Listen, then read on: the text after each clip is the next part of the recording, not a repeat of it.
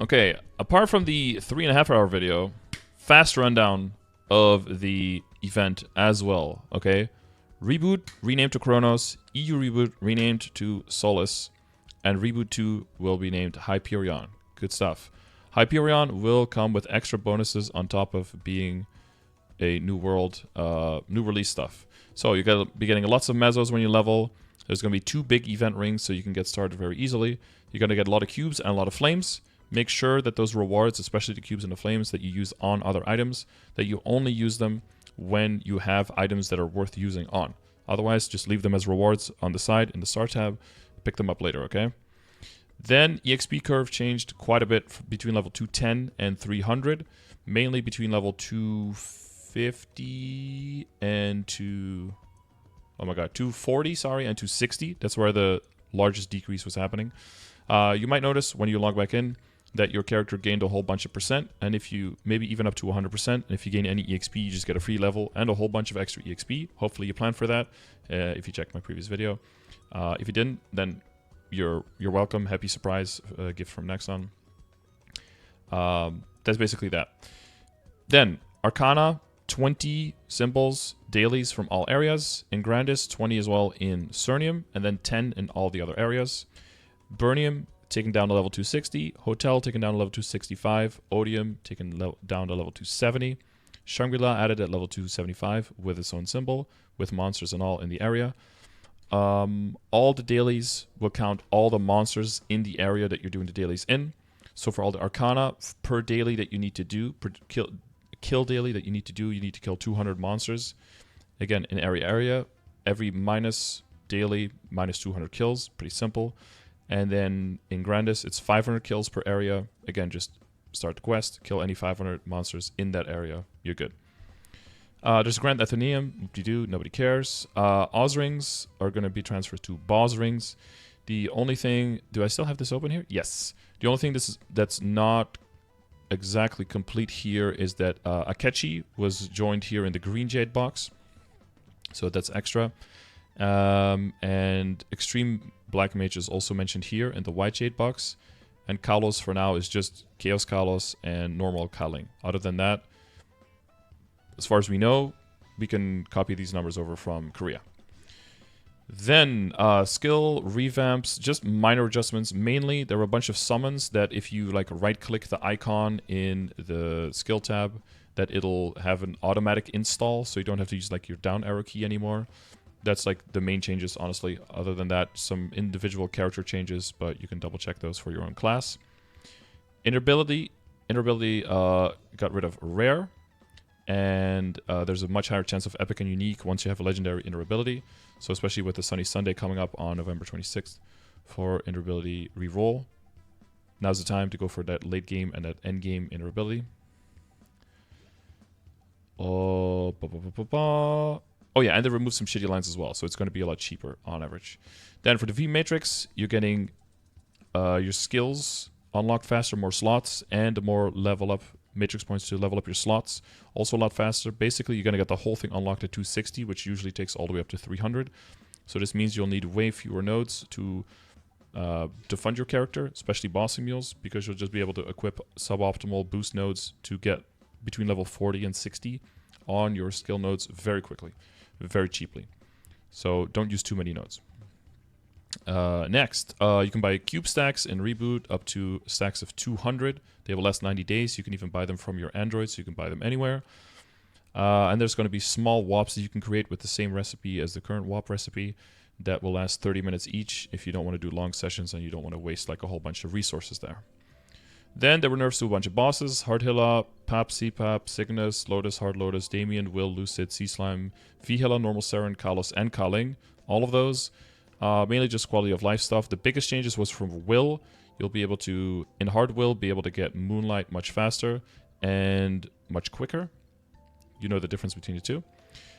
And the tests will start when the HP reaches 0, not when the timer is up. So no more timer check, basically.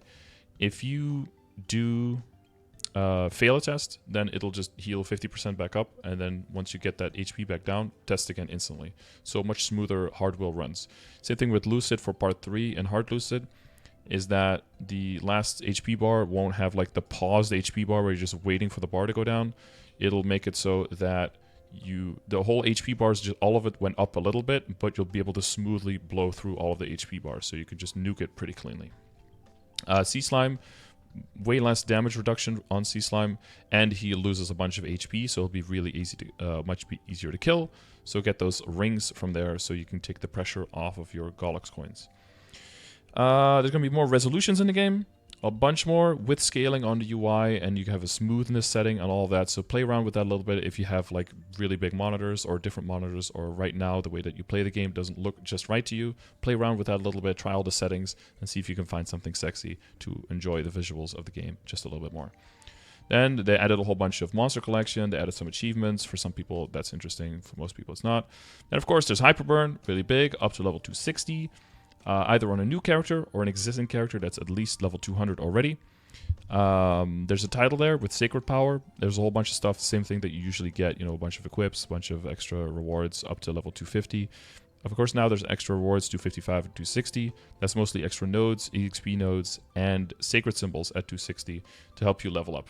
Use those, again, as late as possible. Once you unlock a new area, if you can get up to 265 or up to 270 before they expire, or before the end of the event, then you can level up a further symbol faster, and that'll give you more value from those selectors. This Burning World, for people who play non-reboot, you get 3 burns on there. You get a bunch of bonus rewards for leveling. You get bonus power for leveling on the Burning World, kind of like you have an 8k Legion. Essentially, you kind of get the same bonus, and you can move up to 5 characters at the end from Burning World to a non-reboot world. And there's also a step up for extra bonus rewards that is shared within all those characters. Then there's 0 to 100. This is going to be really good for people who have very new accounts or who's starting on Hyperion on the new server. There'll be 7 characters that you can get from 0 to 100, and you can only do up to 1 a day, but that's plenty because you want to focus on your main character anyway. I wouldn't use it on the main. I think that's a little bit of a waste because that one's burning already anyway, and it's going to be super fast. So it's going to be better, I think, on a completely unfunded weak character, so you can get a Link skill and a Legion up. People are asking which characters to do that on. I will check !links, and I will see, depending on what you're maining, of course, take your main out of Stream Elements. This is not the time. This is supposed to be the fast rundown, bro. Why are you cucking me, dude? Thank you. I just got cucked. Feels bad, man. So definitely looking at those top characters here. Beasthammer not available for creation if you don't have it, but Phantom, probably Marksman. That's a lot of crit if you add that together. Bowmaster, Pathfinder, Night Lord, Shade, Hero, Jet should be out of this list now. Rip, bye bye Jet. Alara is pretty good. Let's see which one I would do. I probably wouldn't go hard archers because it would be too extra for just 7%. I don't think that's good value.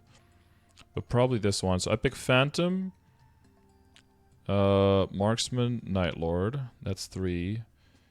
And then, yeah, Shade Hayato, that's 5. And I'll probably pick Lara and probably Arc. That's what I pick. Those would be my 7, honestly. That's pretty solid. That's a lot of damage. That's some critical damage and some critical rate. And then with that extra damage, you can level these 3 very easily. Or 4 if once 0 is available. But Mercedes, Evan, and Aaron, then you get those after that really quickly, but they'll have a lot more crit, they'll have more damage, and they'll be able to level up much faster. And then once you have these level 2s, then you really see that EXP gain go. AB for burst. AB is in there, yeah, but it's a little bit lower because it's just a bursting skill. So this is once you get specifically to the bossing area, that's when the blue stuff comes in. Okay, this was supposed to be a fast patch rundown, okay? Then, Idisk Island, huge event, as you can see, a whole lot of stuff going on. But you see, like, 3 events for 4 weeks, 3 events for another 4 weeks. Is this the first time we ever get basically 3 updates? Usually KMS does 3, we do 2. We don't know, we'll see. Basically, there is daily login, very easy, click the button, you're done. And then there's a bunch of weeklies, you only can do those 3 times per week. Or, in other words, you only have to do them 3 times per week to get the maximum value. So you don't have to log in every single day and do everything every single day. So that's nice little extra. Go away. So there is, let's see, there's always one kill quest. So it's either this one or this one. There's always one PQ, that's this one or this one. And there is one, you also get bonus EXP tickets. So that's just free EXP, again, for level 200s, level 210s, easy peasy. And then there's 1k kills in a special room. That's these two. This is an insane amount of EXP as well. If you don't really have anything else you're working on in your account, probably use this on your main character just to get the free extra levels when you're burning. But again, your burning character is going to get there eventually. So if there's some other characters that are struggling, again, characters up to 200 or to 210 that are completely unfunded, I would use those storehouse 3 times a week dailies on those characters. So you can get insane amount of EXP there and get those level 3 links and those double S Legion blocks without having to fund a character or find a map or do anything like that. Then there's also one kill quest for 2k monsters near your level. That is the... What is that one? I forgot which one that is, but you also you'll build up points as well. It's all in there, you know, if you want to double check. It's all in there. You will also gain points to build up a skill. This is a gift of item disc, so you build up a skill, passive buffs basically for all your characters in your account. And there's huge rewards in the UI. Basically, they took a lot of items away from the shops, and they just gave them all guaranteed for doing the daily login and the 3 times a week quest. Oh, the 3 times a week quest, one of those, the research, that's a 2k kill. That's where it is. If you do those, you basically get the passive skill for free, you get a bunch of EXP on your main and side characters for free, and you get all of the currency so you can buy whatever you want. For the shops, I would go for the 4 bill heart for the Mezzo shop, and everything else in the Mezzo shop, there's some, you know, outfit if you really want to, but there's nothing else really in there. The wind coins, try to get as many wind coins, try to kill as many bosses as you can on many difficulties as possible on as high level characters.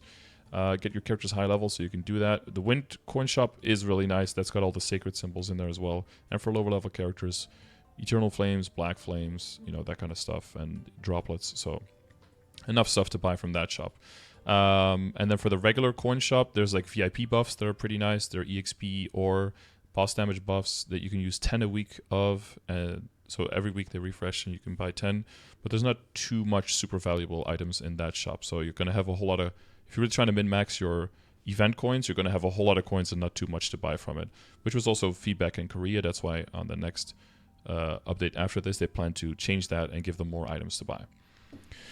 Then, this is a quick rundown, by the way. This is a long patch notes. There are temporary instance grandest maps, which, of course, you've heard about in several different ways. But this is only temporary for during this event until February 6th. So basically, there's 2 people per map that can get spawn. If you're a third person, tough shit. You either CC or find a different map. There's no spawn for you. But you will lose your map and your spawn if you either die, CC, you leave the map, or you go into one of those special fantasy portals. So if there's already someone else on the map waiting and you leave, then they just instantly get spawned and then you become number 1 in the wait list. So that can be risky to use portals and stuff like that, so take that into account. There will be no elites of any kind spawning, and the Frenzy Totem was confirmed to work only for yourself in those maps. But it should work normally as it does usually otherwise. But once you leave the map, the effect is gone, so only for yourself. And then during the enhanced farming as well, there's like mini haste, kind of. So there's the faster runes, and the extra bonus EXP from runes. And then there's also more portals that spawn and bonus EXP from wolf portals. Which is, you know, the rune stuff is mostly very nice for higher level characters, but all of it is very nice for low level characters trying to level quickly. Then we have Jet Job Advancement. That's still going on. If you don't know the details, click the link. There's too much information to go over. But essentially, if you log into it now during New Age, or once the game comes up, during New Age, your character, you will have to change your character to another explorer.